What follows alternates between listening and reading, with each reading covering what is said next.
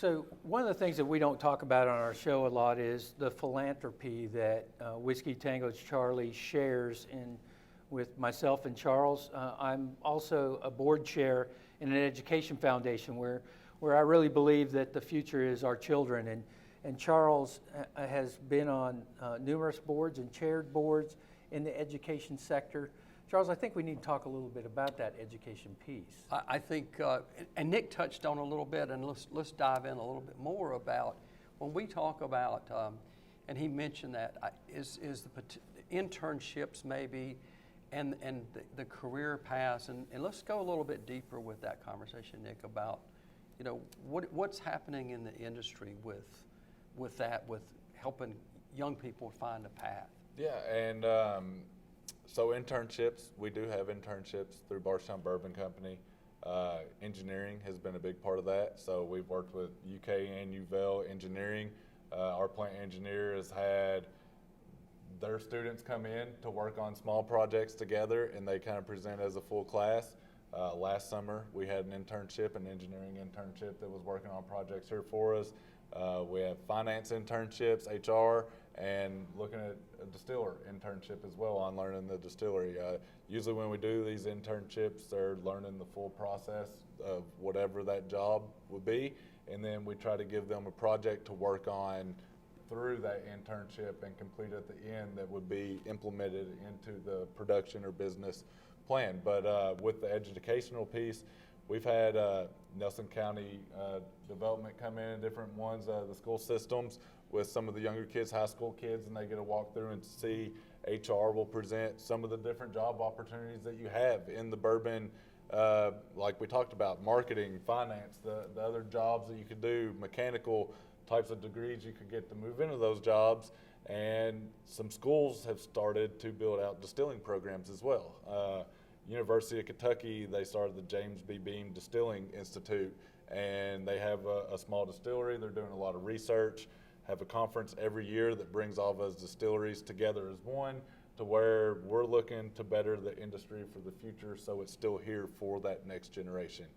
We touched on the white oak, how it's hard to come by, looking at those genomes to make sure that we're going to be able to keep those going throughout the years. They're looking at maturation. Distillers dry grain, the spent grains has always been a problem. What kind of technologies or things could be developed in the future to help with your byproduct? Because the distillers are starting to outgrow the farmers on that. You know, most of that is fed to your cattle and things like that, and as these expansions keep going up, you have to be able to do something with that byproduct. But the education, we try to get as educated as possible and get young people in.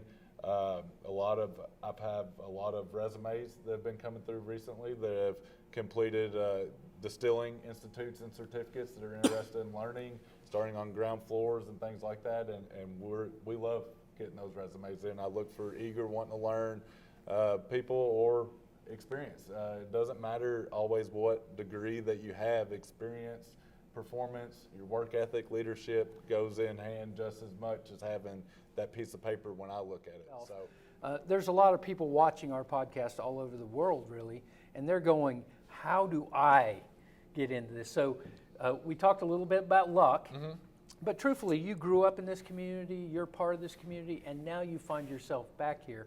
What words do you have for people that are in high school, the 5th grade, working their way, trying to figure out what a career is when they get in junior high and high school? And then, you know, God bless these college kids that are all out here and trying to find their way. Give us some words of advice. And, you know, and I will say that, you know, yes, I have the dream job. Right. I'm not going to argue that. Everyone wants to be the distiller. You know, it's usually what they go after. But what a lot of people don't know about the bourbon industry is how many other jobs there are in it. So it is a full team effort to get to this state right here. It's not just the distiller doing it. Compliance, TTB, if you're interested in that. Yes. You have finance department if you're interested in accounting, any type of stuff like that. Inventory. I have 578,000 barrels out there right now that are, you know, somewhere 60 different recipes that, you know, inventory management is part of it. You maintenance, you know, anybody that's into pumps, gears, the electronics. We talked about the technology, innovations, electricians, program, coders, IT. There's so much that goes into getting to this state that's not just the distiller. So if you have a passion for bourbon, but don't just want to be the distiller making it and have other passions, or your degree's accounting, or your niche, what you're good at, maintenance, just working on things, you can be in this industry having other keys and niches as well. Chemistry is a big part of what goes into it. So if you have a job specialty, you can make bourbon. You might not just be the distiller, but I will say in this industry, it's work ethic is a lot of it. You know, I didn't just get to be, you know, at the start, swing shift, 3.5 years. When I started at supervisor, it was night shift before that. It took 6 years before I saw day shift schedule. So it takes a little while. You have to work towards it to get to that, but good timing and dumb luck comes along with it, because like I said, coming to this company brand new, there was 15 of us. Right. So I worked very hard, worked a lot of hours a day, helped get the customers in, take us through the expansions. We've, you know, this year we finished at 7.5 million proof gallons compared to 6 years ago, 1.5. So that's a huge jump, you know, starting 25,000 barrels.